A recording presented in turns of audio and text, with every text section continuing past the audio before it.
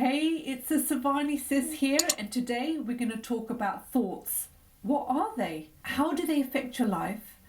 And how you can make thoughts work for you. Stay tuned.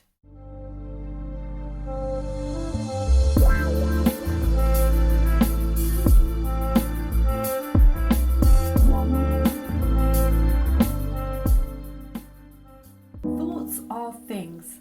They are a vibration and they vibrate fast.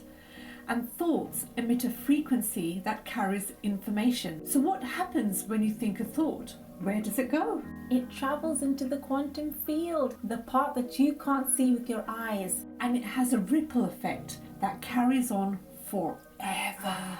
And your thoughts are picked up by other brains and vice versa. So how you think is so powerful because it affects other people's brains and it participates in creating your reality. So your thoughts can be conscious, which is 5%, or it could be unconscious, which is 95% of your thoughts.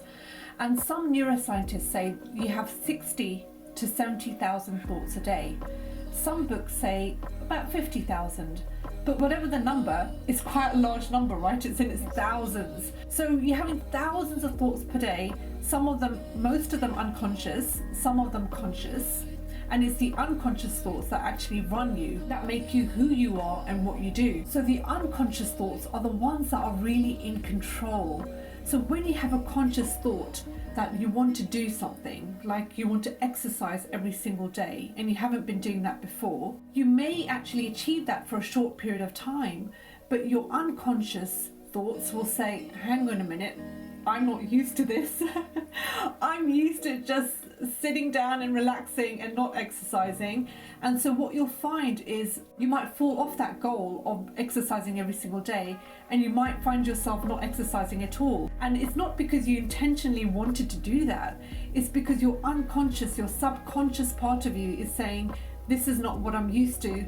I'm used to not exercising, and I'm used to just doing what I was doing before. And it keeps you safe and protected because in the subconscious part of you, it's there to kind of protect you, even if it's something that's not serving you very well. So your thoughts, as you know, are very powerful, as we just explained. So if they're so powerful, then wouldn't it make sense to be aware of your thoughts? Yes. And actually be more deliberate in your thinking as well? So the solutions are being aware of your thoughts, okay? Being deliberate in your thoughts. What do I want to think? Rather than just let your mind run and just have the usual thoughts that you have. And when you're being deliberate with your thoughts, you have to have awareness. That is the first step. Now, you can be aware of your conscious thoughts. I'm consciously thinking this, so I need to change that. But also the real key is being aware of your unconscious thoughts. Now, like we said, the 60 to 70,000 thoughts a day. Can you be aware of every single 60 to 70,000 thoughts? No, of course not. It's impossible, and it's exhausting, and it makes you feel miserable having to do that all day long. We're not saying that. We're just saying that be conscious of some of the unconscious thoughts that keep coming up, that's repeated for you. I'll give you an example. If someone is feeling guilty and that guilt is so inbuilt inside of them, what happens is that becomes an unconscious thought, and that's running them and they don't realize it. So they might be doing something and they might be attracting more circumstances, events or situations that give them that feeling of guilt. And they won't be able to break out of that until they become more aware of the fact that they have been running through guilt unconsciously in the background. So how do you become conscious of something that's unconscious, right? One of the ways to do it is just be a little bit more introspective and observe your behaviors and observe things that are happening in your life. So if certain things keep coming up, I keep attracting this type of person, then ask yourself, what is it inside of me that I'm actually really thinking or feeling that's making me attract this type of person? And so you have to do a little bit of analysis and a little bit of introspection. And what you will realize that is sometimes you'll realize you're doing something and you're thinking, I know why I'm doing this. It's because I don't feel good enough. And that's what you've done is picked up on an unconscious thought or unconscious pattern. Or I know that this is not coming into my life because I feel that I'm not worthy to receive this, and this is maybe what I need to work on. That unworthiness can come up in all areas of your life, all interactions. So you're just becoming more of a careful observer of your life, of your actions, of your behaviors, and what also comes into your life. Meditation is one of the techniques in order to do that.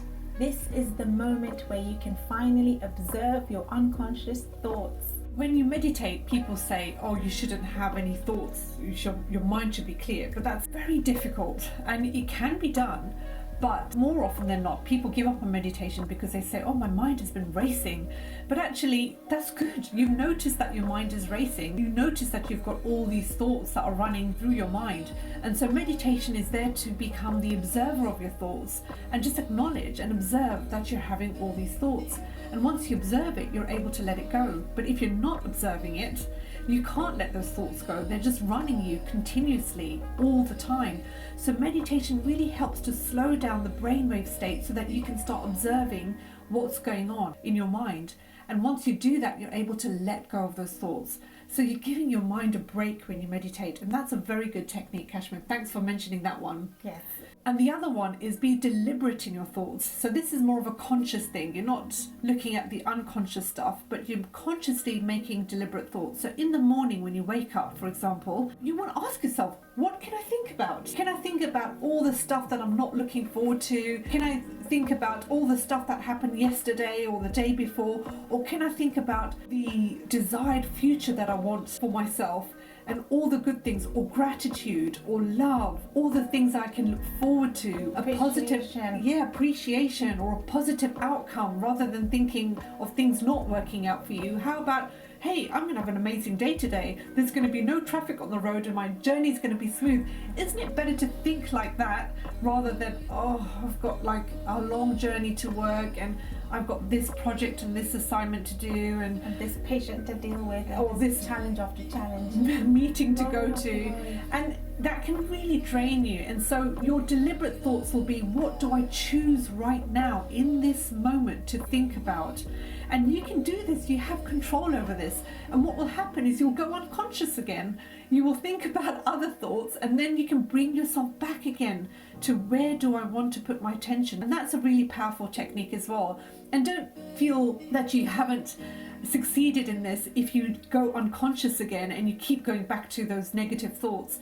It's okay. It's quite normal for that to happen. The key thing is you notice them, and the sooner you notice them, the sooner you can get back on track and thinking all the good thoughts. That's going to make your day amazing. It will make your week amazing. It will make your life amazing, right? So that's all we want to say about thoughts. What are thoughts? How they can affect your life and what you can do about them. Okay. I hope you liked that video. Stay tuned for more. Hit the like button and the subscribe button, and we shall see you on the next one. Bye for now.